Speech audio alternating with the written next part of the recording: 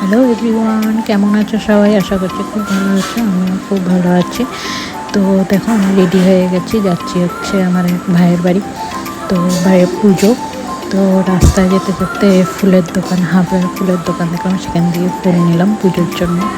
তারপরে মিষ্টি মিষ্টির দোকান থেকে পুজোর জন্য মিষ্টি নিলাম। এই যে ভাইয়ের বাড়ি চলে এসেছি, এসে পুজো দেখলাম।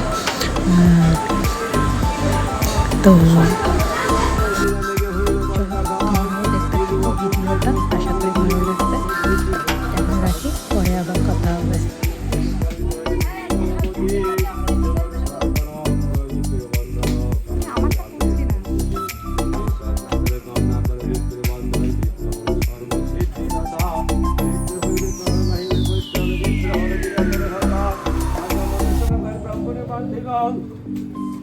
গলা ধাক্কা দিয়ে কারাগারে দিয়ে রাখিল,